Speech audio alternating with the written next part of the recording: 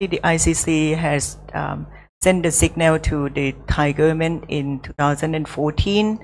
and the Thai government was given 1 year in order to address the concern raised by the ICC. Actually, the concern was about the lack of functional immunity, something that Ajahn Vitit has mentioned, independence, and the failure to address human rights issues in a timely manner, especially, of course, in the context of military rule. So that was the case of Thailand. In Southeast Asia, there are altogether 6 national human rights institutions, including Ombudsman in Timor-Leste. Actually, the case of Malaysia is very interesting because twice Malaysian National Human Rights Commission was threatened to be downgraded from A to B. The first one was in 2008, 2009, when ICC was assessing Malaysia. Actually, the A status was kept, but warning that would be reviewed in 2010. Malaysian National Human Rights Commission has remains until now A status, although with warning 2015. So I'd like to ask you, Cheryl, how actually National Human Rights Commission of Malaysia has escaped from being downgraded from A to B, and what is the selection process and the effectiveness of National Human Rights Commission of Malaysia? Please, you got microphone there. Good morning, and Mr. Papa, colleagues. Thank you for the invitation.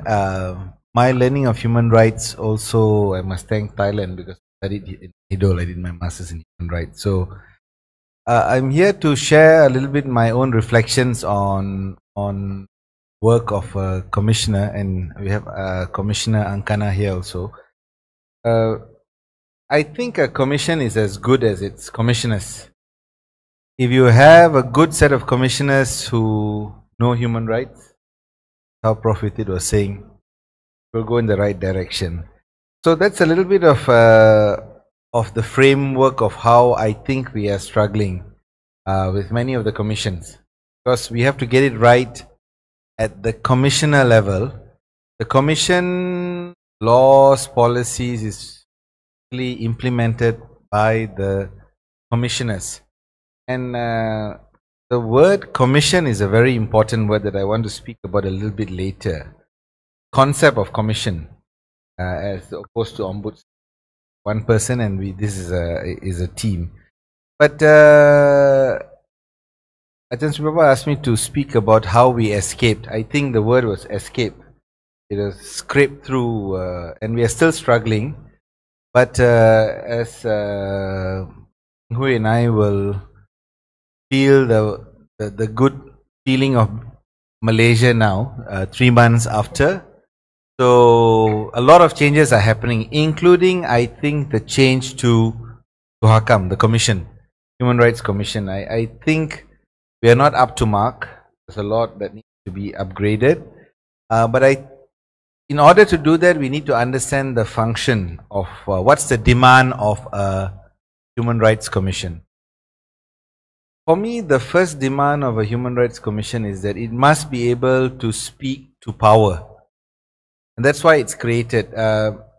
Governments are selected, elected, chosen by the people to be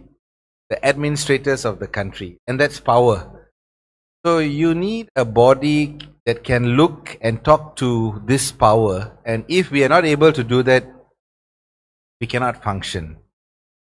So many times it's not easy because you're actually telling the government, I think you are not going in the right direction. Government say, who are you? We were elected, we were chosen by the people, and now you're telling us it's you're not going in the right direction. But that's why we were created. That's why commissions were created. That's why the world in 1993, the World Conference on Human Rights, realized that many governments say we believe in human rights, but in the implementation, very little. So you need a check, see that governments who forget will be reminded and pushed towards that direction. So our role varies from being a friend to government and policymakers. We have a lot of meetings, closed-door meetings, we talk to them, we advise. Being a supporter so that they can make it happen. We go and tell, no, you can do it, you're almost there. So we encourage them. But we also have another part that maybe they don't like us so much, you know. We're sometimes the stern voice. We keep reminding them, this is not allowed to be done. Torture should never happen in our police lockups in Malaysia, probably in Thailand.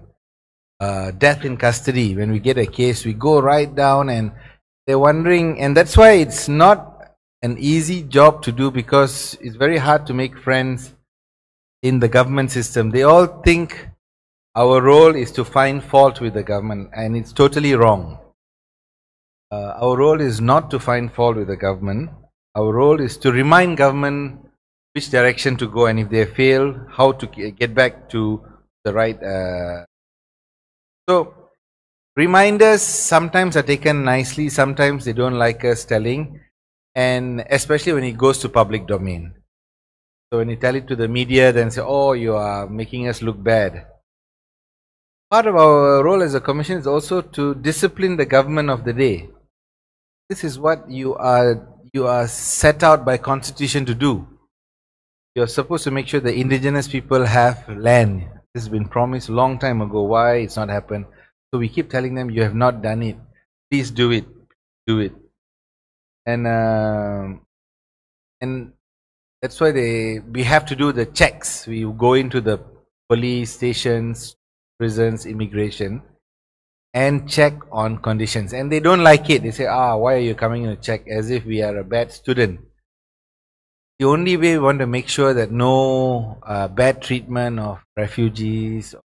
detainees, prisoners, by us being present inside the lockup. And this is one function of the commission which is very important, because the normal public doesn't have access. Commission has access, so we must utilize to go and to make sure that abuse can be stopped.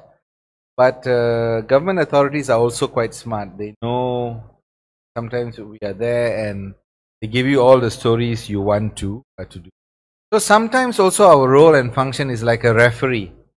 We have to assess and make a judgment. I think this is not going the right direction. Please improve, or you have to stop your bad practice. So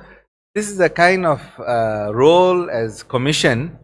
we are doing, and who would like that? Even if we do it to our family, this is too painful, too much. But if we are serious about a government that is committed to the basic framework of natural justice, of human rights in its constitution, then that's our role to help the government get to that. So I think this is the first demand as a commission. From my own experience, I think needs to be put in place. So commissioners who come in must also know this this function. Then the second point I want to make is about the mechanisms. I want to have a bit of discussion about the commission, because Malaysia, Thailand, ASEAN governments, our societies are very feudal, meaning if the top says yes, we tend to believe. The top says we didn't do wrong, we say okay, maybe he didn't do wrong. And that also comes into the commission in terms of the power structure. And our act, Suhakam Act, actually is quite clear, it's quite good in terms of all commissioners are equal. 8 commissioners, the chair is one of the 8, and the chair doesn't have extra powers except to call for a meeting. Decisions are by consensus or 2/3 majority of the commission. So which is a very good check and balance. I'm saying this only because our governments, Malaysia, Thailand, in all, if the boss says yes, we tend to follow and go in that direction. Human Rights Commission cannot be that. The Human Rights Commission must be a commission. A commission is a team. ombudsman is a one-person system, but the commission is you're working as a setup of a group. So I think this is one of the good proposals that came out from the Paris principle of working as a commission. The mechanisms, I haven't gone to the criteria of commissioners, which I will do. I think the issue of staff is also very important. Staff in Suhakam. I sometimes feel when I went to the commission, we inherited whatever staff. So if it's a good staff like Yinghui, we are happy. If it's a not good staff like Yinghui, I don't know what to do. Because we inherited the whole gang. And I'm wondering, because our starting block of Suhakam was, staff was seconded from Foreign Ministry. So after that they cut off and became full staff of Suhakam, but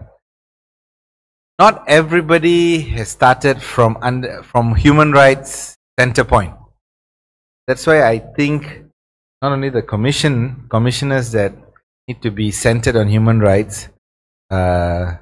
staff as well need to be very grounded in human rights. So I think that's something of the staff quality, because commissioners are only a very small number set. The commissioners only function when there's a big team making it happen, and the staff members are most important. On the question of Achan Sri Papa, I think I got the points here.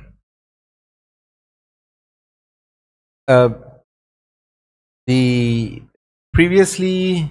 we were directly selected by the Prime Minister, and you actually should never have a direct link to the government, because our role is to check government, so you cannot be selected by government. So the ICC, the International Committee, said if you don't do change, you will be downgraded to be. So Malaysian government, although was very angry, they changed the law and they set up a committee. And this committee is a committee of 5 people, but even I'm not very happy with the committee. Ajahn Sri Papa said she's very shocked. I'm also shocked that I got into the commission, because all these years I've been doing human rights work, and human rights work is actually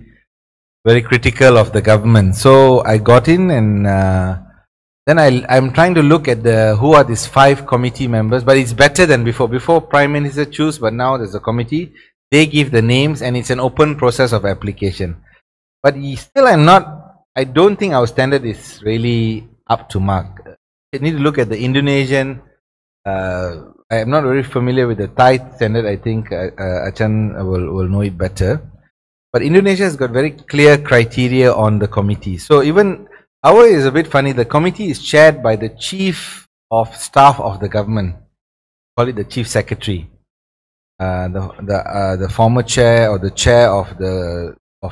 commission, and 3 other members of civil society. But usually one will be the Bar Council chairman, and 2 others will be maybe retired academic, or so we never really know the clear criteria. So I think this was one of the reasons why we were almost going to be downgraded. The government changed it. Also, before, our appointment was for 2 years, and you can be renewed indefinitely, non-stop. So people say, wow, it's like a... No. So now the Paris principles, the guidelines from international is you need a minimum 1 long term, 5 years, 6 years, 7 years. And some countries have 2 terms of 5 years. Ours is 3 years times 2. Possible, not automatic. But I'm telling you all this is what I call old stories now. Because Malaysia, after the last election, there's a reform committee set up, and Suhakam has submitted reforms to this committee, and hopefully it's now with the cabinet and with the Prime Minister. We hope they will take it up. One of it is to get full-time commissioners. I'm not a full-time commissioner, so it's really difficult to do full-time work and not be paid. Other countries, you are paid well, and so that you have no conflict of interest, so you need to go anywhere. So we're asking for full-time commissioners, plus there could be 1 or 2 part-timers, but for 1 term of 5 years. So I think this is some of the improvement that we have submitted to the government. The other good news in Malaysia is that the government has announced that we are now directly under Parliament. So this is good news, which means we have to now be chosen by a committee set up by Parliament, and we will submit our reports. Yesterday was quite historic for Suhakam because for the first time in 19 years, we officially submitted our report to Parliament, to the Speaker, and now logged in as annual report is given to him. So now we're waiting for agenda item to come in Parliament, because this new government has promised to debate our annual report. Never debated before, never discussed before. So some things are changing, and I think this is really interesting. I think the point of independence was made by Professor Vitit already, but I just want to go now. For my final point is on the criteria. I'm looking at the criteria set up by Indonesia, Komnas HAM. The criteria for Malaysia is very vague. Very vague. So I want to go to the details of what I think is needed. If any one of us, I mean for you now, Thailand, I think you're choosing your commissioners. I think the Malaysia, the next set should also have a criteria as this. The first is you're a citizen of the country, I think is standard for all. The second is to have experience in advancing and protecting persons or group whose experience have been violated, which means you must have already had some experience in the human rights world. Honestly, Malaysia from the beginning, many people are learning about human rights on the job. I don't think it's wrong to learn because we always learn all the time. But I think the hope is that you are selected to lead on human rights as a commissioner. So that's why I think this is very important. Number two, you must experience as a judge or prosecutor or police or lawyer or other legal profession. That's one line. Or you have experience in the legislative, executive or state institutions, or you're a religious leader or community leader or members of non-government organizations and university. But these are the types of people who they are encouraging to be but the first one is to have experience. Then they have a point here, this is Indonesia, be cautious of Almighty God. I think that's their phrasing. Then healthy, that's I think common. Have experience in the field of promotion, protection, enforcement and fulfillment of human rights for at least 15 years. So this is I think something, the demand is high, I think it should be high. You cannot come and lead human rights without experience on human rights in the field. I'm not saying you only have to be a lawyer, because I don't think all lawyers are human rights people. Achan Vitit may be one of the few. But many lawyers are actually anti-human rights. So it's not naturally if you're a lawyer, you're a human rights person. And any one of us can be a human rights person 15 years in the field. You've never been sentenced in a court, you're not a member of any party, you cannot be a civil servant. You can be a civil servant, but if you get this position, you must resign as a civil servant. And you must get a recommendation from 2 community leaders and organizations competent in the field of human rights. This is interesting. So even if a judge applies, this judge needs to go and get 2 community leaders or organizations to support your candidature. And you're supposed to write a paper about the future of the Human Rights Commission. The other one is a letter of expression. This is quite interesting. There is no conflict of interest if you're a board of director, company. And this we don't have in Malaysia. Because we are not full-timers, the set of commissioners, the 8 of us now,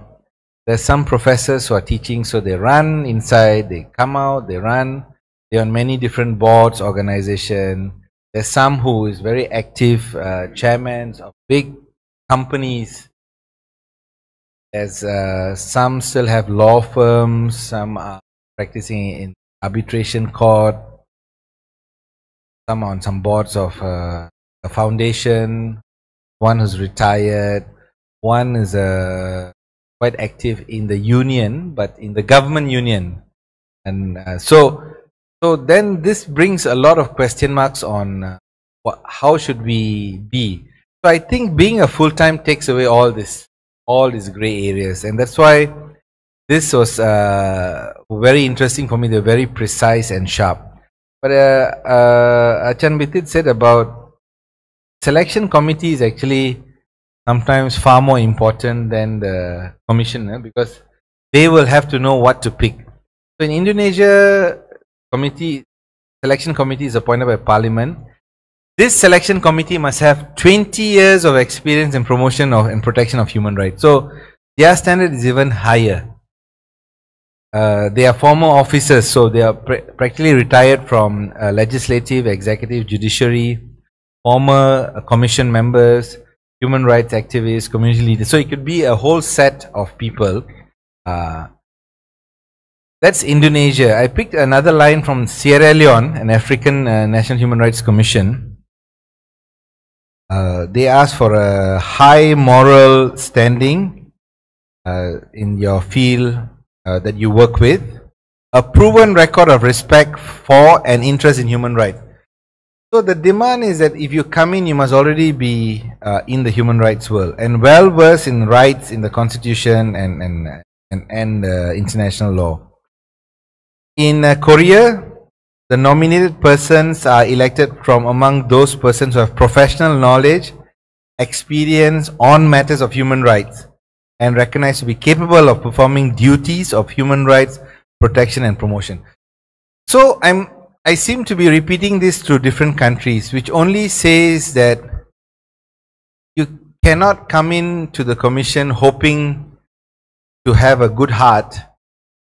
and goodwill and join the commission. I respect you because you're a nice person, but this is not the moment for this. This is not your job. The commission's demands are so high. People are suffering, struggling, dying in torture. They need sharp clarity. They need quick response. This cannot be your moment for learning on the job. So I'm hoping that Thailand, maybe you already have all the standards, but Malaysia does not have this sharp clarity. We have general, but I don't think it's enough. The new committee reform, I think this should be part of the parliamentary select committee, so that all of us, even I have to subject myself. I cannot take it for granted that I will win because there are so many people now, and that's the good news. There are more human rights people going in, which means you'll get the best of the crop. In Kenya, it's human rights knowledge and experience, diversity of characteristics. There's a balance, regional ethnic balance, gender parity, and integrity. So I think this probably will be my ending point about criteria is so important, but the selection committee needs to know the detail of the criteria in order not to make the mistake. Because one set of commission in Thailand is how many years? 5. 7 years. 6 to 7 years. That's a long time. So we hope it's really a good selection, and you really can't remove a commission because of a commissioner because of immunity, unless for criminal and all that. But generally, a commissioner should be able to function and do your work with the protection, legal protection. So you must be able to speak freely without the fear of you being brought to court. Malaysia, commissioners and the staff of the commission have immunity when it comes to matters of the work of Suhakam. So I think I will end here by saying the other function, because I'm here as Thailand and we are here as Malaysians in Thailand, the commission actually needs to be able to respond to human rights issues in our countries. That's we know. What happens if there's an issue that both of us share the problem? I've been talking to Commissioner Angkana about Wang Kalian, the death camps in the border. How can we work better together? So we had one meeting, I think last year, because your country has done so much better in prosecuting 5-star general and people involved in the trafficking network. Very fast, very quick, and I'm very impressed. Malaysia until today, nothing. They prosecuted 4 what I call very low level not Malaysians, they are, I think, of Bangladesh origin. So we've been asking, where's the Malaysian big players? So police said, oh, we are waiting, we need to find information. That's one question. The other issue is more recently, even the child marriage. The very young girl, Muslim man in Kelantan say he wants to marry a young girl. But then this girl, the family comes from southern Thailand. So there is cross-border issue, and human rights really has no borders. So this part of the commission and commissioner's function is to also cross-border. So I'm very happy to be here, and thanks Achan for inviting me, because I think this conversation is not about one side getting the best. If you get the best set of commissioners, it will be very good for Malaysia, for Laos. I mean, we'll all benefit because of your set of. So I'm hoping that the process of selection will go on very well, and I really look forward to working with the new set of commissioners. Like I've worked with Commissioner Angkana, very easy. I always communicate with her via phone, WhatsApp, line, and we do a lot of our discussions there. So I think I will end here. Thank you. Thank you, Cheryl. I was expecting that the translation would be on Facebook Live, but it's not the case. So I'm going to moderate the session in Thai now. Sorry, Yinghu. ต้องขอโทษนะคะพอดีเพิ่งได้ทราบว่าที่เราแปลเป็นภาษาไทยเนี่ยค่ะมันไม่ได้เข้าไปใน Facebook Live แต่ว่าที่เข้ามาใน Facebook Live เนี่ยก็คือเสียงพวกเราก็ขอบคุณมากเลยค่ะที่อาจารย์วิทิตพูดเป็นภาษาไทยก่อนหน้านี้ที่แชร์ให้เราฟังเนี่ยสำคัญมากนะคะก็คือว่าอย่างแรกเลยเนี่ยคือคอนเซปต์คือแนวคิดเรื่องของคอมมิชชั่นเรื่องกรรมการโดยในกรณีนี้คือคณะกรรมการสิทธิ์นะคะแล้วก็สิ่งที่เราพูดเนี่ยสำคัญอย่างยิ่งว่าเวลาที่เราพูดถึงกรรมการสิทธิ์เนี่ยโดยเฉพาะเรื่องของบทบาทหน้าที่เนี่ยหน้าที่หลักคืออันแรกเลยคือตรวจสอบนะคะแล้วก็คอยเตือนรัฐบาลเตือนอำนาจแต่ว่าไม่ใช่ต่อสู้กับรัฐบาลหรือต่อสู้กับอำนาจอันนี้เป็นคอนเซปต์ที่สำคัญอันที่สองเนี่ยก็คือสร้างวินัยให้รัฐบาลก็คือว่าให้รัฐบาลเนี่ยปฏิบัติหน้าที่ตามความคาดหวังของประชาชนที่เลือกเข้ามารวมถึงรัฐบาลที่ไม่ได้เลือกมาก็ต้องทำตามความคาดหวังของประชาชนเช่นเดียวกันนะคะแล้วก็เป็นกรรมการคือเป็นตัวกลางระหว่างรัฐกับประชาชนอันนี้เป็นบทบาทที่สำคัญมากของกรรมการสิทธิ์ส่วนเรื่องของกรรมการเองเนี่ยสิ่งที่เชราพูดก็น่าสนใจตรงที่ว่าในกรรมการเนี่ยถึงแม้ว่าจะมีกรรมการกับประธานแต่ว่าถ้าโดยอำนาจและภาระหน้าที่เนี่ยก็คือเท่าเทียมกันไม่ใช่ว่าประธานมีอำนาจมากกว่ากรรมการที่เหลือนะคะแล้วก็ที่สำคัญอีกอย่างหนึ่งก็คือเรื่องของเจ้าหน้าที่เรื่องของสตาฟซึ่งโดยทั่วไปเนื่องจากว่ากรรมการสิทธิ์เนี่ยเปลี่ยนแต่ว่าตัวสตาฟเนี่ยโดยทั่วไปไม่ได้เปลี่ยนเพราะฉะนั้นสำนักงานเนี่ยมีความสำคัญอย่างยิ่งเจ้าหน้าที่ในกรรมการสิทธิ์เราก็คาดหวังว่าจะเป็นคนที่มีความรู้ความเข้าใจเรื่องสิทธิมนุษยชนเป็นอย่างดีเดียวกันเนี่ยนะคะที่สำคัญอีกอย่างหนึ่งก็คือว่าตัวกรรมการสิทธิ์เองเนี่ยที่เราได้แบ่งปันกับเราโดยเฉพาะเรื่องของกระบวนการสรรหาในกรณีของประเทศอินโดนีเซียเรื่องหลักเกณฑ์ของการสรรหารวมทั้งแม้แต่ตัวกรรมการสรรหาเองก็ต้องมีหลักเกณฑ์เช่นเดียวกันอย่างเช่นในกรณีของอินโดนีเซียกรรมการสรรหาต้องมีประสบการณ์ในแต่ละเรื่องที่เกี่ยวข้องกับสิทธิมนุษยชนถึง20 ปีในขณะที่ตัวกรรมการเนี่ยมี requirement ก็คือมีหลักเกณฑ์ว่าต้องมีประสบการณ์ในเรื่องสิทธิมนุษยชนประมาณ15 ปีนะคะเพราะฉะนั้นเนี่ยเรื่องของหลักเกณฑ์เนี่ยโดยเฉพาะอย่างยิ่งความรู้ความเข้าใจในเรื่องสิทธิมนุษยชนเนี่ยเป็นเรื่องที่สำคัญมากนะคะไม่ใช่ว่ากรรมการสิทธิ์เข้าไปเรียนรู้คือว่าที่จริงการเรียนรู้ก็เป็นอย่างหนึ่งแต่ว่ากรรมการสิทธิ์ต้องรู้แล้วเข้าใจสามารถทำงานได้ไปก่อนนะคะไม่ใช่เข้าไปเรียนรู้เมื่อเป็นกรรมการสิทธิ์แล้วคือพร้อมที่จะเข้าทำงานไม่ใช่เข้าไปเรียนรู้ในระหว่างการทำงาน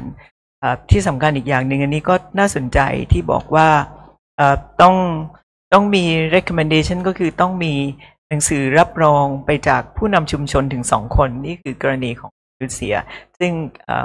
ดูเหมือนจะถูกเอามาใช้ในประเทศไทยเหมือนกันนะคะปัจจุบันคือผู้สมัครต้องมี recommendation เข้าไปต้องมีรับรองเข้าไปแล้วก็ต้องให้ชัดเจนในเรื่องที่ว่าไม่มีปัญหาของผลประโยชน์ขัดกันก็สำคัญแต่ว่าที่เราแบ่งปันให้เราฟังไม่ว่าจะเป็นกรณีของอินโดนีเซียของเซราเลโอนหรือเคนยาเนี่ยจะเห็นว่า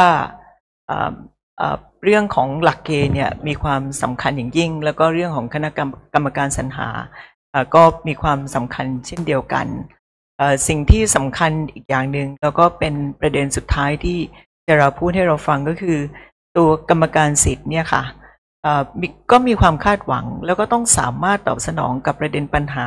สิทธิมนุษยชนในประเทศได้แล้วก็ไม่ใช่เฉพาะในประเทศเท่านั้นนะคะเพราะว่าปัญหาสิทธิมนุษยชนเนี่ยก็เป็นปัญหามันมีปัญหาข้ามพรมแดนเพราะว่าที่จริงสิทธิมนุษยชนก็เป็นเรื่องที่ไม่ได้มีพรมแดนเพราะฉะนั้นการที่คณะกรรมการสิทธิมนุษยชนในแต่ละประเทศสามารถทำงานร่วมกันได้เนี่ยก็เป็นเรื่องที่ดีเพราะว่าหลายเรื่องอย่างเช่นตัวอย่างที่จะเรายกมาไม่ว่าจะเป็นเรื่องของการประเด็นการค้ามนุษย์ซึ่งเป็นปัญหาข้ามพรมแดนนะคะแม้แต่การแต่งงานข้ามพรมแดนในกรณีของการแต่งงานกับเด็กวัย11 ปีใช่ไหมคะ11 years old เนี่ยก็เป็นเรื่องที่สำคัญเพราะฉะนั้นจะเห็นได้ว่าคณะกรรมการสิทธิมนุษยชนแห่งชาติเนี่ยเป็นกลไกเป็นองค์กรที่ได้รับความคาดหวังจากประชาชนสูงมากๆอันนี้ต้องกระบวนการสรรหาก็มีความสำคัญอย่างยิ่งค่ะยิงหุย it's now your turn ยิงหุยได้ทำวิจัยเกี่ยวกับคณะกรรมการสิทธิมนุษยชนแห่งชาติในภูมิภาคนี้ในหลายประเทศนะคะแล้วก็คิดว่าหญิงหุยก็คงมีประเด็นอะไรที่จะแบ่งปันกับเราเพื่อที่จะinform หมายถึงว่าเพื่อที่จะทำให้กระบวนการสรรหาแล้วก็การสรรหาของประเทศไทยเนี่ยเป็นไปอย่างดีมีประสิทธิภาพแล้วก็ได้คนที่ทำงานได้จริงๆเข้ามาในคณะกรรมการสิทธิไทยยิงหุย is your turn thank you Papa. So I think just now we have listened to Prof. Betty and also Gerald from Suhakam about how important is the selection process of the commissioners. So on my part, I'm going to give a broad context of the importance of the National Human Rights Commissions coming from the background of the National Human Rights Commission as in Suhakam before I joined the academy. So what I'm going to point out is also based on my few years of research after I left the Suhakam. So in the Southeast Asia, we have in total we have 6 national human rights institutions and HRIs, which Timor-Leste is not part of the ASEAN as yet, but they have established their ombudsmen as early as 2004 after they achieved their restoration of independence in 2002. So they have a little bit separate, different of models. But if we look at the, just now Ajahn Sri Papa mentioned about the body that actually give the accreditation to the national human rights institutions, that is a GANRI, Global Alliance of the National Human Rights Institutions. If we look at the Southeast Asia, that among the 6, there are 2 that is under the grade B right now. Apart from Thailand, there's also Myanmar. So earlier on, Gerald has mentioned that it is not an easy job to be part of the commission. I think he might have realized that from coming from the NGOs and be part of the commission. So as part of the previously part of the commission, I understand fully the difficulties and the challenges. But I think there's still a lot more that the NHRIs can actually do within the restriction that posed by the law or regulations or whatsoever. So he highlighted that it's not an easy job, and he also highlighted that how crucial the commissioners are. Despite of the, for example, the flawness in the law. So if we go into the academically, there's 2 explanations on why states actually create NHRIs. Because people say, what's the rationale of a state that actually wanted to create a monitoring body that watch over your own country's human rights performance. So there's two popular view coming out from the scholars on NHRIs, but these are the very skepticism views, but I'll explain why it is still important. So the first view is saying that it is to actually satisfy the international audience.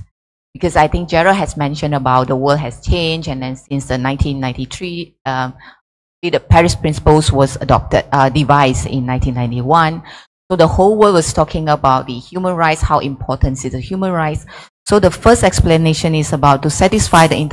international audience. And the second is that the establishment of the NHRIs is one of the low-cost way, meaning it doesn't cost a lot of money from the government to actually establish one.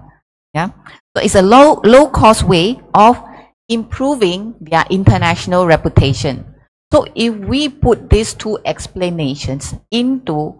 why and how the 6 NHRIs are being established in the Southeast Asia, it can actually provide some rationale of it.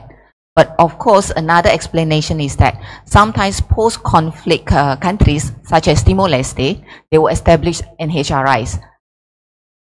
So if we look at these two explanations, it actually makes Gerald's point on why the commissioners play such a crucial role. Yeah, the state might create it for their international reputation, for example, but the commissioners play a crucial part in implementing. Yeah. So you look at the Paris Principles. I think if for those who are working or going to work in the commissions, Paris Principles is like a guideline that you have to actually memorize everything. Yeah, so that is how you guide, and the GANRI is basically using the Paris Principles as a guide to whether accredited you to A status, B status, or so forth. But over times, they understand that how challenges it is to actually provide the accreditations. So they have this subcommittee on accreditations that come out with the general observations to just add on to the explanation on how these Paris Principles work. But what's interesting about this Paris Principle is that it was devised in 1991. And historically, it was actually drafted by the NHRI itself. For example, if you look at Philippines, they were established back then in 1987, and there was no Paris Principles at that time. Yeah. So the interesting point is that NHRIs actually drafted at that time before 1991. There was a total of 25 NHRIs. Yeah. So they play a very active part in drafting these Paris Principles. Of course, now, and as Ajahn Sri Papa mentioned, there are a total of 122 of them. So NHRIs, basically, the intention is to complement the state organs responsible for ensuring that human rights are protected and observed. I think working in the NHRIs, if you look at human rights, there will always be this terminology that's saying to promote and protect. The protection is the one that is missing, as highlighted by Professor Vitit as well in terms of investigation powers. So the protection is really crucial. And another important thing about NHRI is that they also become a bridge basically between the government and civil society. I think Gerald highlighted that being friendly to the government, but basically it is a bridge to link it with the grassroots organizations, NGOs, and the government, so that we can push for more human rights oriented policy. In the sub-accreditation report data back then in November 2015 on the Thailand B status, there's four areas that they identified.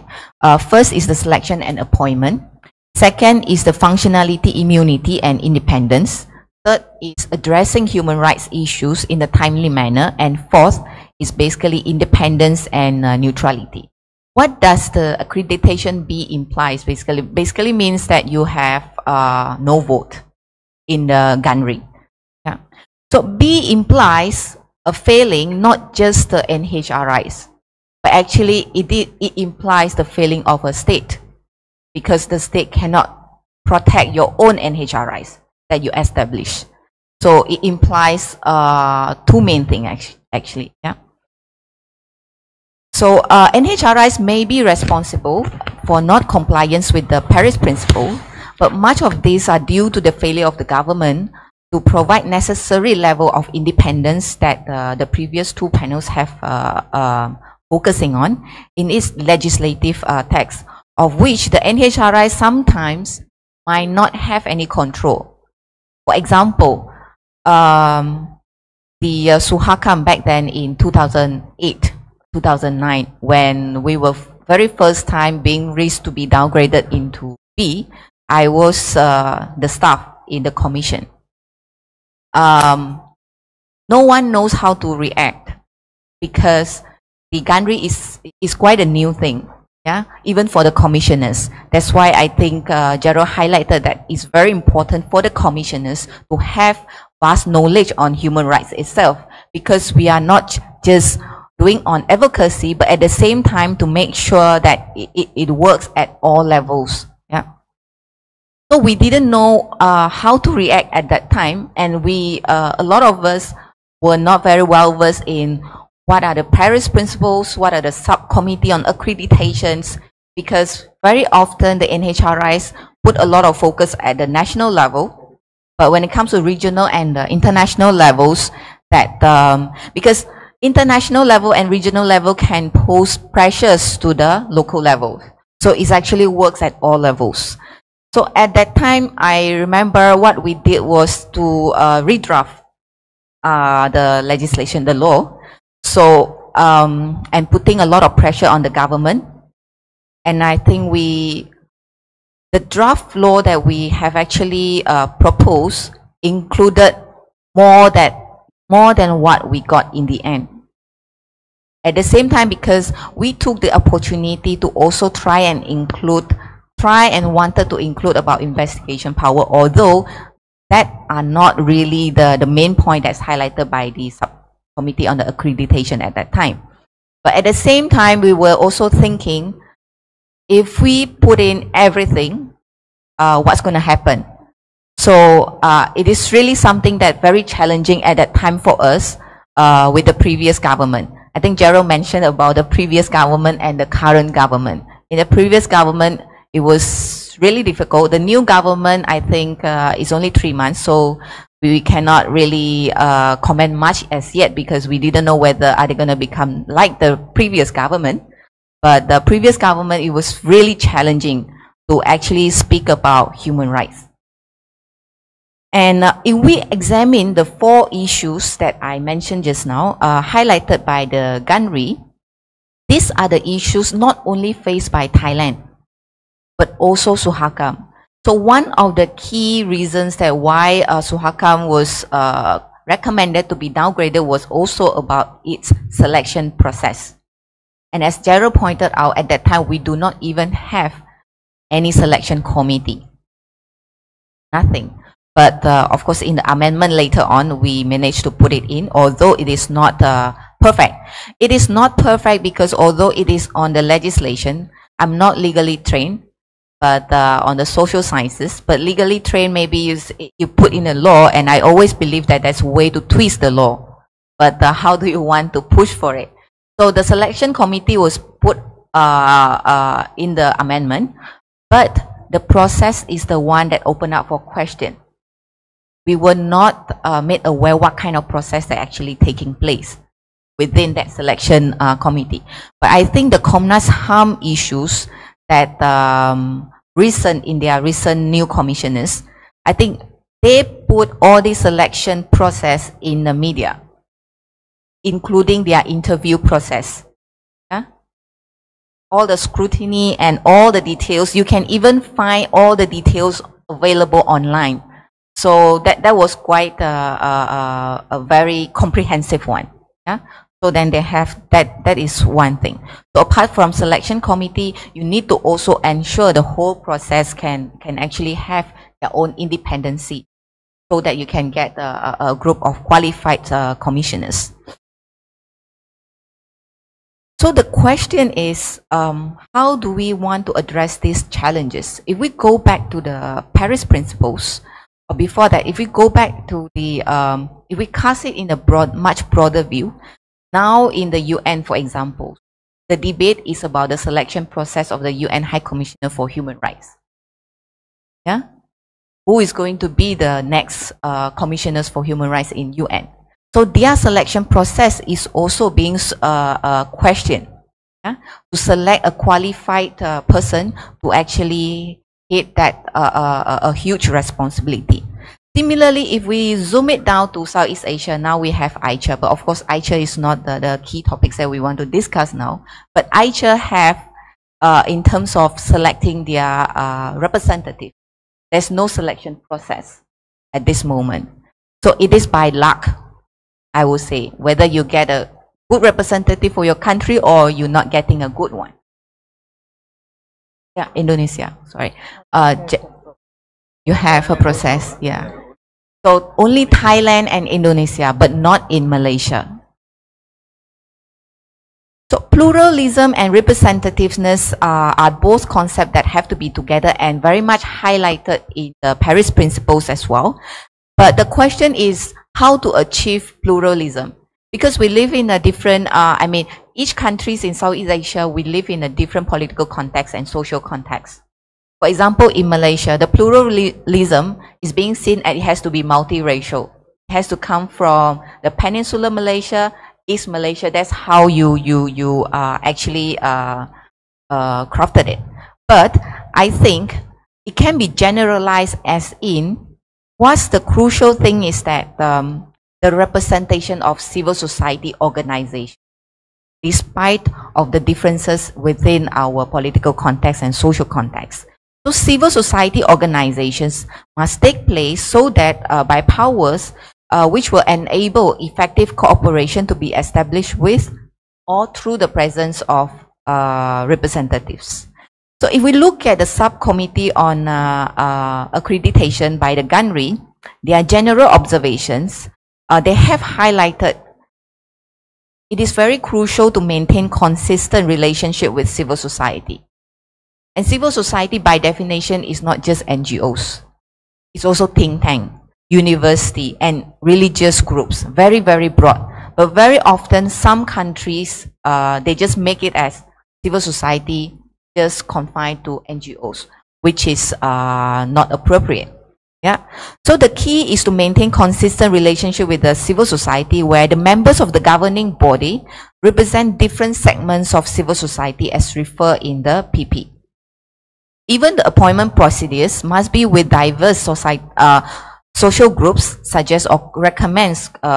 candidates, and procedures that enable the effective cooperation with the diverse social groups. Also the diverse staff representing the different social groups within the society. And that highlighted the point by Prof. Vitit saying that the diverse community groups as well. And when we mention about the diversity of the community groups, it's basically to achieve one thing, that is the capacity to actually communicate in all languages. Languages not is as in what kind of languages that you are speaking in, but different groups have their own way of interpretations and own ways of their own different types of human rights violations that they face. If we do not include the diverse groups of voices into the Human Rights Commission, then it will be very difficult for us to actually understand what are the actual concerns that is on the ground. And that directly highlighted the importance of the civil society representations in the commission itself. So the 5 actors are actually identified in the Paris Principles. So they identify not only the NGOs, but trade unions, concerned social and professional organizations, trends in philosophical or religious thought, university and qualified experts. But at the same time, they also mention about the role of parliament and government departments as well to keep the check and balance together. Yeah. So basically, inadequate selection process can result to the appointment of unqualified people, And when you have the unqualified people, it actually poses a lot of limitation in all areas that comes later. For example, independence, the power of investigations, your immunity, how much you can review the investigations to the public and so forth. So if we go back to just now we mentioned about how the effectiveness of the NHRI. So the question is, how do we evaluate the effectiveness of NHRIs? It is not easy, but there's 3 ways that we can actually do it. And the first, structural. Structural as in what GANRI is doing by looking at the compliance to the Paris Principles. But I think to evaluate the effectiveness of the NHRI, it has to go beyond that. That is, comes to the second way, mandate-based. That's why the mandate has to be broad enough and strong enough. And the impact-based. Impact-based is very crucial because when we talk about national human rights institutions, we have to look at how does the local context actually influence the operation of the NHRIs. How we operationalizing the human rights at the local level. So what happens at the domestic level is very essential to make human rights matter. And I mentioned earlier that the NHRI are designed to bridge the disconnect between the abstract, because human rights sometimes is a very abstract concept for a lot of people. You ask, what is human rights? Actually, because if we look at Southeast Asia, human rights in many of the countries in Southeast Asia remain a taboo. Yeah. So it is very abstract to a certain extent, but NHRIs are created to basically trying to bridge basically the international human rights standards and norms into the local level, localizations of human rights norms basically. Yeah. So are NHRIs needed at all? Me as part of the previously of coming from the NHRIs, I think Gerald might face the same criticism in the past that you can't do anything, right? We receive a lot of comments on NHRI can't do anything. Your law doesn't allow you, your legislation doesn't allow you, and then NGOs are probably the better actors to actually identify and conduct the work of human rights. But I think it is a cooperation of all, not only the government, civil societies, but also the NHRIs. Yeah. So it's basically to fill the gap aside from the civil society. And in this, before I end, I would like to propose the to popularize the concept of activism among the NHRIs commissioners and also the staff. Because when we speak about human rights defenders, when we speak about activism, we always look at the NGOs. We hardly look at the role of the NHRIs. We hardly look at the role of NHRIs commissioners and the staff. We see them as just conducting human rights work, but we do not really label them as human rights activists. And very often, human rights staff and commissioners do not see themselves as activists as well. So I think that is something that we have to change the perceptions and to popularize the concept of the activism among the NHRI itself. And that links to my final point that the public trust is very crucial. I think without the public trust, it will be very difficult and very challenging for the NHRI. So one of the best practice standards on the NHRI development stresses that it is very vital for the meaningful and sustained stakeholder participations. As Prof. Vidit also mentioned just now, how do we reach to the people and to gain the public trust so that the public can actually come forwards to the NHRIs, lodge the complaints, but at the same time, the NHRIs gains the cooperation from the civil societies, from the NGOs in terms of their grassroots knowledge, and to push up a more human rights oriented policies to the government. Thank you very much. Thank you. ขอบคุณค่ะมี3ประเด็นใหญ่ๆนะคะที่แบ่งปันกับเราประเด็นแรกเลยก็คือทำไมรัฐบาลถึงตั้งคณะกรรมการเสร็จหญิงหุยก็บอกก็มีเหตุผลอยู่2ประการโดยทั่วไปก็จะทั้ง2ประการก็จะเป็นเรื่องที่กับระหว่างประเทศนะคะ อันแรกก็คือสร้างความพอใจให้กับประชาคมนานาชาติแล้วก็อันที่สองก็ถือว่าเป็นการลงทุนที่ต่ำเพื่อให้ได้ภาพลักษณ์ที่ดีระหว่างประเทศอันนั้นที่คุยบอกนะคะแต่ว่าประเด็นที่สองเนี่ยที่สำคัญคือเรื่องของการที่คณะกรรมการสิทธิ์ของประเทศหรือ National Human Rights สถาบันสิทธิมนุษยชนระดับชาติที่ถูกลดเกรดเนี่ยอย่างในกรณีของประเทศไทยเนี่ยเกรด A B C นะคะที่เราพูดกันมาตั้งแต่ต้นเนี่ยอย่างในกรณีของประเทศไทยเนี่ยตอนที่ทาง ICC เขาส่งคำเตือนมาเนี่ยก็จริงๆก็มีเหตุผล4อย่างด้วยกันอย่างแรกเลยก็คือเรื่องของกระบวนการสรรหาที่กรรมการสิทธิ์ที่ไม่มีความโปร่งใสแล้วก็ไม่มีส่วนร่วมของภาคประชาสังคมอันนี้ก็คือเป็นเรื่องแรก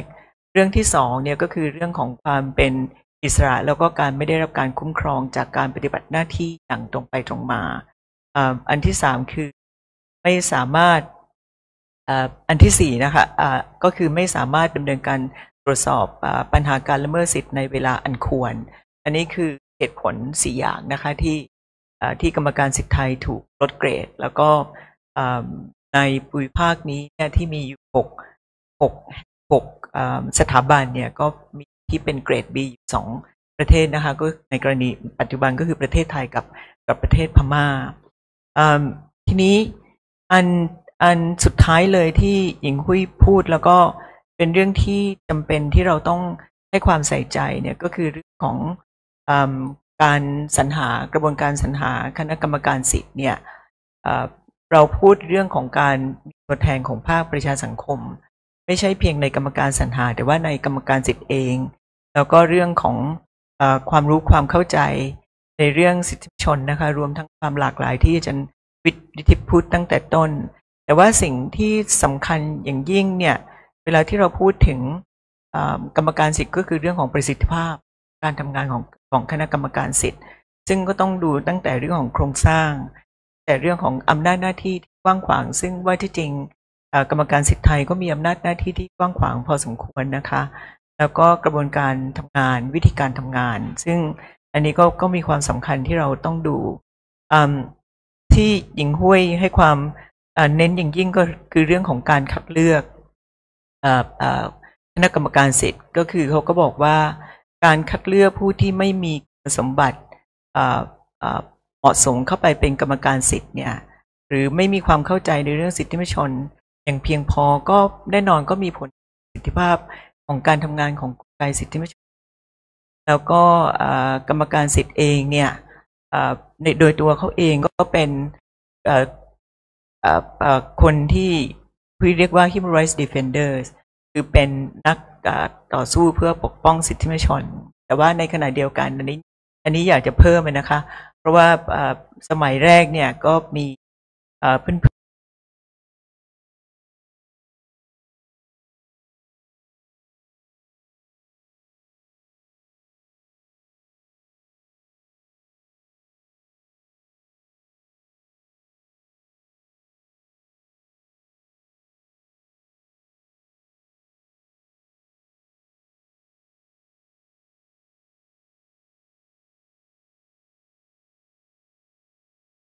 The ICC has sent a signal to the Thai government in 2014, and the Thai government was given 1 year in order to address the concern raised by the ICC. Actually, the concern was about the lack of functional immunity, something that อาจารย์เพื่อนพี่ๆที่เป็น NGO มาก่อนเนี่ยเข้าไปในกรรมการสิทธิ์หลายคนทีเดียวแล้วก็อันหนึ่งที่ได้รับเสียงวิพากษ์วิจารณ์อยู่ก็คือว่าแล้วบทบาทในฐานะกรรมการสิทธิ์กับบทบาทในฐานะ NGO มันจะทำหน้าที่ต่างกันอย่างไรอันนี้ก็ต้องคำนึงถึงกันนะคะเพราะกรรมการสิทธิ์คือกรรมการสิทธิ์ไม่ใช่ NGO ต่อไปแล้วในขณะที่ยังทำงานกับ NGO ใกล้ชิดอันนี้คือสาระสำคัญนะคะที่หญิงอุ้ยได้แบ่งปันกับเราคราวนี้มาถึงคนสุดท้ายนะคะน้องพลอยคงต้องขอให้น้องพลอยพูดเป็นภาษาไทยแล้วแหละเพราะว่ามันจะออกถ่ายทอดนะคะขอบคุณมากค่ะ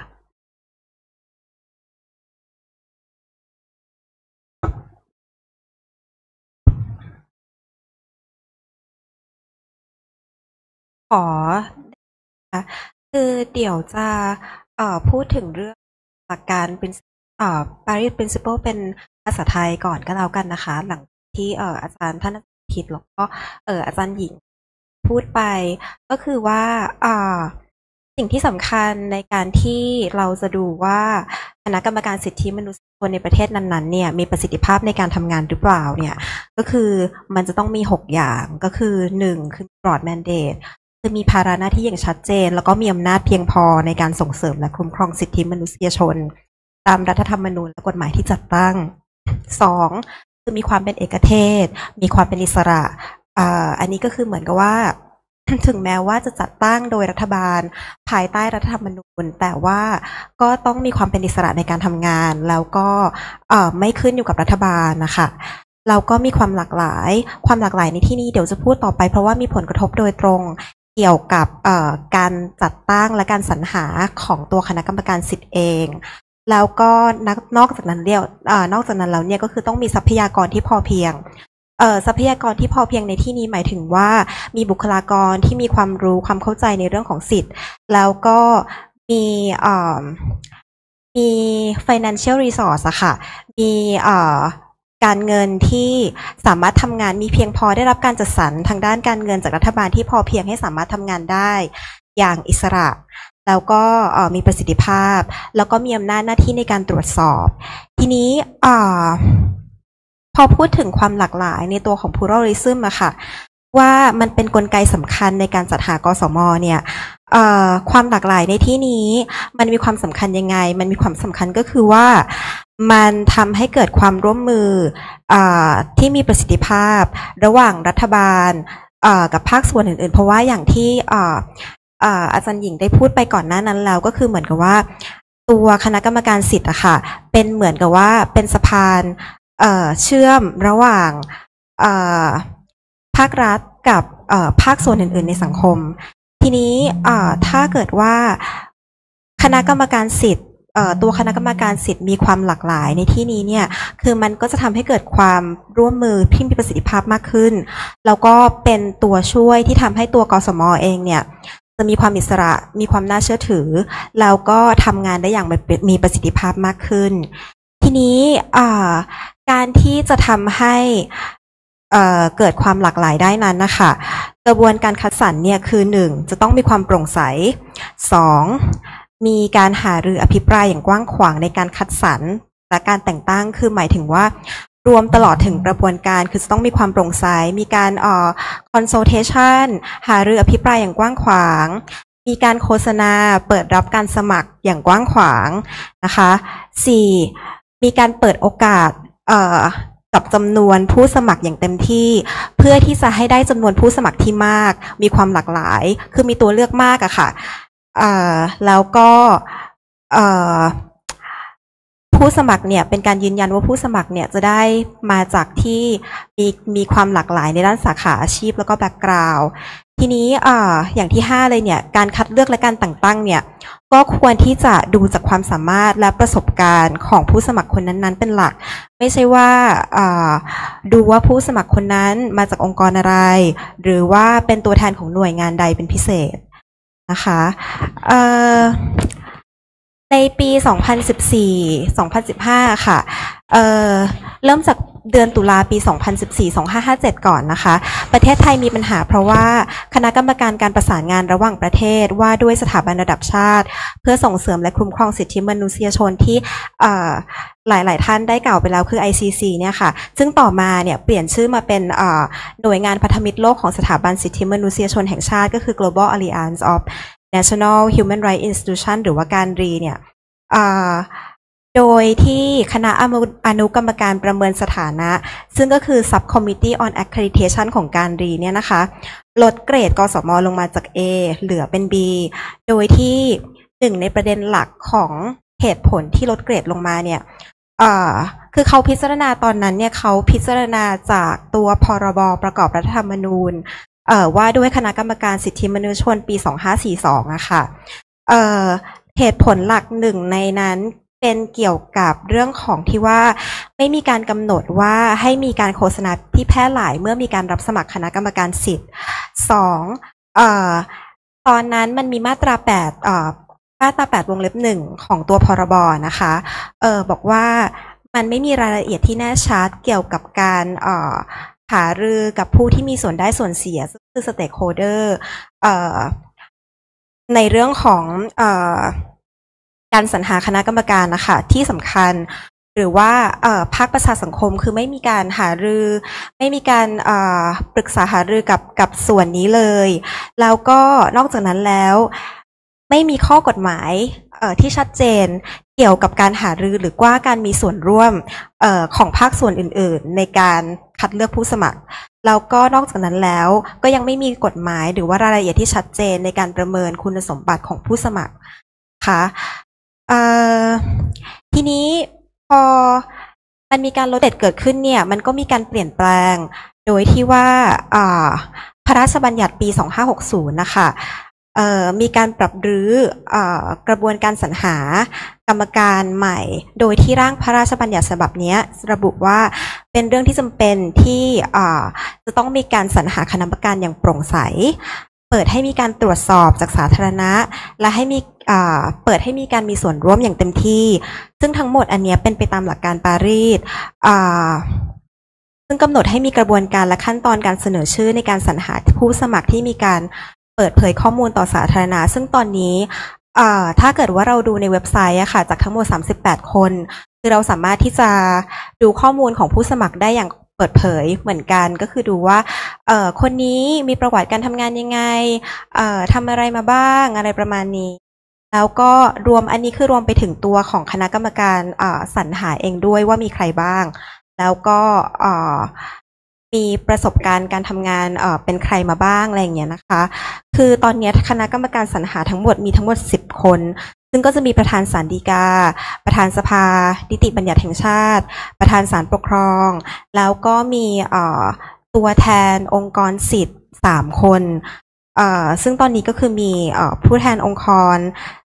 จากมูลนิธิเพื่อสิทธิมนุษยชนและการพัฒนามีมูลนิธิ14 ตุลาแล้วก็มูลนิธิธีรนาถกาญจนาอักษรซึ่งทำเกี่ยวกับเรื่องผู้หญิงนะคะแล้วก็มีการให้มีตัวแทนจากสภาทนายความสภาวิชาชีพสาธารณสุขและการแพทย์สื่อมวลชนแล้วก็ให้มีการกำหนดให้เป็นอาจารย์ที่มีความรู้เรื่องสิทธิ์คนหนึ่งนะคะคือแล้วก็กฎหมายใหม่นี้ค่ะก็บอกว่าคณะกรรมการสิทธิ์ทั้ง7 คนเนี่ยจะต้องมีคุณสมบัติใน5 ด้านเป็นหลักๆเลยก็คือ1มีประสบการณ์ในการทำงานด้านสิทธิมนุษยชนต่อเนื่องกันเป็นเวลาไม่น้อยกว่า10 ปี2มีความรู้ความเชี่ยวชาญในการสอนหรือทำงานวิจัยเกี่ยวกับสิทธิมนุษยชนในระดับอุดมศึกษามาแล้วเป็นเวลาไม่น้อยกว่า5 ปี3มีความรู้ความเชี่ยวชาญด้านกฎหมายเกี่ยวกับสิทธิมนุษยชนทั้งในประเทศและต่างประเทศที่จะเป็นประโยชน์ต่อการปฏิบัติหน้าที่ในฐานะของคณะกรรมการ4มีความรู้ประสบการณ์ด้านการบริหารงานภาครัฐที่เกี่ยวกับการส่งเสริมและคุ้มครองสิทธิมนุษยชนเป็นเวลาไม่น้อยกว่า5 ปี5มีความรู้และประสบการณ์ด้านปรัชญาวัฒนธรรมประเพณีและวิถีชีวิตของไทยเป็นที่ประจักษ์ซึ่งถ้าเกิดว่าดูแล้วคือในตัวกฎหมายอะค่ะมันกำหนดว่าคนที่จะมาเป็นคณะกรรมการสิทธิ์เนี่ยต้องมีความเชี่ยวชาญให้อยู่ใน5 ด้านนี้อย่างน้อยด้านละ1 ส่วนแล้วก็อีก2 คนที่เหลือเนี่ยก็คือเติมเต็มในด้านใดด้านอื่นแล้วแต่เหมาะสมนะคะแล้วก็คือถ้าเกิดว่ามองแล้วเนี่ยคือหลังจากที่มีการลดเกรดลงมาจากA เป็น B เนี่ยมันมีการเปลี่ยนแปลงในส่วนนี้ค่ะในส่วนของการคัดสรรและการแต่งตั้งค่อนข้างที่จะเป็นบวกแต่ว่ามันก็มีหลายๆด้านที่มันยังต้องมีการที่จะพัฒนาให้เทียบเท่ากับหลักการปารีสนะคะแล้วก็มันมีช่องโหว่อยู่บ้างในตัวกฎหมายในส่วนของการคนที่จะมาเป็น คุณสมบัติของผู้ที่จะมาเป็นคณะกรรมการสิทธิ์อยู่เหมือนกันอันนี้คือตั้งไว้เป็นข้อสังเกตนะคะอย่างเช่นว่าในตัวของมาตรา 9 ของตัวพรบตัวปี 2560 เนี่ยค่ะที่ว่ากำหนดว่าอายุของผู้ที่สมัครเนี่ยต้องไม่ต่ำกว่า 45 ปีหรือไม่มากกว่า 60 ปีเนี่ยอันนี้ก็คือมันจะเป็นอุปสรรคให้กับคนอายุน้อยที่เป็นคนรุ่นใหม่ที่อายุต่ำกว่า 45 หรือเปล่าอันนี้ก็ต้องดูนะคะแล้วก็ต้องมีวุฒิการศึกษาไม่ต่ำกว่าระดับปริญญาตรีอันนี้ก็เหมือนกับว่าหลายคนก็มีการตั้งข้อสังเกตไว้เหมือนกันว่าถ้าเกิดว่าคนที่ไม่ได้จบระดับปริญญาตรีเนี่ยแล้วมาเป็นสมัครเป็นคณะกรรมการสิทธิ์เนี่ยจะมีโอกาสได้ไหมเพราะว่าhuman rights defender นักต่อสู้ทางด้านสิทธิ์หลายๆคนนะคะก็ไม่ได้มีคือมีประสบการณ์ด้านสิทธิมนุษยชนแต่ว่าก็ไม่ได้จบการศึกษาระดับปริญญาตรีอะไรอย่างนั้นนะคะแล้วก็อีกอย่างหนึ่งคือในตัวของมาตรา 10อะค่ะมันมีข้อหนึ่งที่กำหนดเอาไว้ว่าคนที่จะมาเป็นคณะกรรมการคนที่จะมาเป็นคณะกรรมการสิทธิ์เนี่ยต้องเป็นผู้ประกอบวิชาชีพอิสระซึ่งในที่นี้คำว่าเป็นผู้ประกอบวิชาชีพอิสระเนี่ยความหมายค่อนข้างกว้างมากฉะนั้นคือถ้าเกิดว่าจะให้ดีคือมันควรที่จะมีการพูดลงดีเทลถึงรายละเอียดนะคะว่าถ้าเกิดว่าไม่ผู้ประกอบวิชาชีพอิสระในที่นี้เนี่ยหมายถึงอะไรบ้างเพื่อที่จะไม่ให้มีการจำกัดสิทธิ์ของผู้สมัครค่ะถ้าเกิดว่าจะให้สรุปนะคะในส่วนของการคัดสรรแล้วก็การจัดตั้งเนี่ยหลังจากที่มีการลดเกรดขึ้นมาหลังจากที่มีการลดเกรดลงมาเนี่ยมันมีการเปลี่ยนแปลงไปในทิศทางที่บวกอยู่พอสมควรแล้วก็แต่ว่ามันก็มีหลายๆอย่างที่ควรที่จะต้องมีการพัฒนาและปรับปรุงมากกว่านี้ค่ะขอบคุณน้องพลอยมากค่ะก็น้องพลอยขยายความหลักการปารีสนะคะโดยเฉพาะเน้นเรื่องของความหลากหลายแล้วก็เพิ่มเติมให้เราฟังว่าในหลักการปารีสเนี่ยก็มีหลักอยู่6อย่างด้วยกันนะคะรวมถึงเรื่องของทรัพยากรไม่ว่าจะเป็นบุคลากรหรืองบประมาณแล้วก็เรื่องของอำนาจในการตรวจสอบซึ่งคณะกรรมการสิทธิ์โดยทั่วไปก็มีอำนาจตรงนั้นอยู่แล้วนะคะน้องพลอยให้รายละเอียดกับเราโดยเฉพาะเรื่องของการสรรหากระบวนการสรรหาแล้วก็กรรมการสรรหาในปัจจุบันเนี่ยนะคะและตอนนี้เราก็ทราบแล้วว่ามีผู้สมัคร38 คนเข้าไปดูในเว็บไซต์ได้นะคะก็เราสามารถที่จะตรวจสอบคุณสมบัติของผู้สมัครได้ด้วยแต่ว่าที่อยากจะให้พวกเราดูในก่อนที่จะเปิดนะคะให้ดูในตัวรัฐธรรมนูญ2560แบบปัจจุบันเนี่ยมาตรา247เนี่ยก็พูดถึงอำนาจหน้าที่ของคณะกรรมการสิทธิ์เอาไว้6ประการด้วยกันเนี่ยนะคะประการหนึ่งที่จำได้ว่าตอนที่ได้รับเชิญให้ไปร่วมกับอาจารย์จรอึ้งภากรเนี่ยตอนนั้นก็มีกรรมการขึ้นมาชุดหนึ่งเพื่อที่จะนี่นะคะดูว่าจะใส่ในรัฐธรรมนูญยังไงเนี่ยก็มีข้อหนึ่งที่พวกเราก็บอกว่าไม่เห็นสมควรที่จะบรรจุอยู่ในรัฐธรรมนูญในข้อนั้นก็คือเรื่องของมาตรา47มาตรา247วงเล็บ4นะคะก็คือบอกว่ากรรมการสิทธิ์มีหน้าที่ชี้แจงและรายงานข้อเท็จจริงที่ต้องโดยไม่ชักช้าในกรณีที่มีการรายงานสถานการณ์เกี่ยวกับสิทธิมนุษยชนในประเทศไทยโดยไม่ถูกต้องและไม่เป็นธรรมอันนี้เนี่ยอันตรายมากเพราะว่าจริงๆกรรมการสิทธิ์เนี่ยหน้าที่ตรวจสอบการดำเนินงานการทำงานของรัฐบาลเนี่ยต้องไม่ลืมนะคะว่ารัฐบาลเนี่ยมีหน้าที่ครองส่งเสริมแล้วก็ทำให้สิทธิของประชาชนเป็นจริงกรรมการสิทธิ์ก็มีหน้าที่จะตรวจสอบว่ารัฐบาลปฏิบัติตามนั้นไหมโดยเฉพาะตามพันธกรณีระหว่างประเทศแล้วก็ภาระหน้าที่ที่กำหนดไว้ในกฎหมายไทยรวมทั้งรัฐธรรมนูญแต่การที่จะต้องไปชี้แจง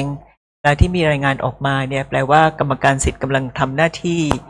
ที่คล้ายกับหน้าที่ของกระทรวงการต่างประเทศซึ่งทำอยู่ในปัจจุบันนี่ก็เป็นเรื่องที่คิดว่าน่าจะเป็นประเด็นปัญหาอย่างหนึ่งในเรื่องเวลาที่เราดูอำนาจหน้าที่ของกรรมการสิทธิ์ชุดที่กำลังจะเลือกต่อไปแล้วก็อยากจะเรียนว่าหากเราดูจำนวนผู้สมัครเป็นกรรมการสิทธิ์ปัจจุบันนะคะกับที่เคยเป็นมาเนี่ยในชุดแรกเนี่ยมีผู้สมัครตัวดิฉันเองเนี่ยได้มีโอกาสเป็นคนหนึ่งในกรรมการสรรหาในชุดแรกซึ่งมีกรรมการสรรหาอยู่26คนแล้วก็ตัวเองก็ได้รับเลือกจากภาคประชาสังคมเข้าไปเป็นตัวแทนภาคประชาสังคมซึ่งตอนนั้นมี10คนตัวแทนภาคประชาสังคมในจำนวน26คนเนี่ยค่ะนอกเหนือจากภาควิชาการแล้วก็ภาคอื่นๆเนี่ย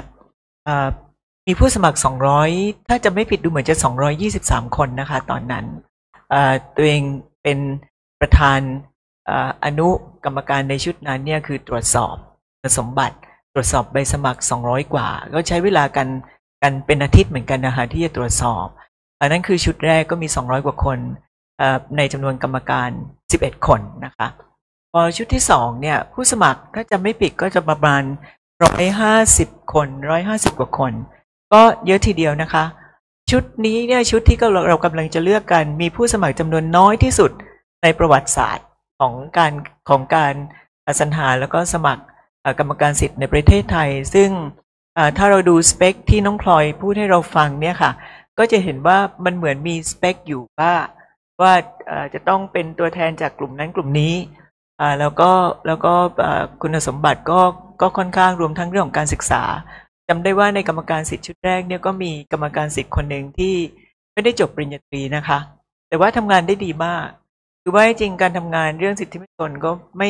ม่จำเป็นที่จะต้องจบปริญญาตรีถึงจะมีความรู้ความเข้าใจเรื่องสิทธิมนุษยชนคนจบปริญญาเอกไม่มีความรู้ความเข้าใจเรื่องสิทธิมนุษยชนก็มีถมไปดังนั้นการที่กำหนดคุณสมบัติเอาไว้เนี่ยก็แบบนั้นก็เป็นเรื่องที่น่าหนักใจเช่นเดียวกันก็คือคราวนี้เรามีตัวเลือกไม่มากนะฮะแล้วก็เราก็ไม่ทราบว่าการเลือกออกมาจะเป็นอย่างไรตอนนี้เรามีเวลาอีกประมาณก่อนถึงเที่ยงนะคะเรามีเวลาประมาณ30กว่านาทีเดี๋ยวเราจะเปิดนะคะแต่เราขออนุญาตเพราะว่าสังเกตว่ามีผู้สมัครกรรมการสิทธิ์ปัจจุบันมานั่งอยู่ด้วยนะคะขออนุญาตไม่อนุญาตให้ผู้สมัครแสดงความคิดความเห็นนะคะต้องขอโทษเพราะนี่เป็นเรื่องของความเป็นกลางทั้งของพวกเราเองแล้วก็เพื่อไม่ก่อให้เกิดข้อคอรหาต่อไปนะคะ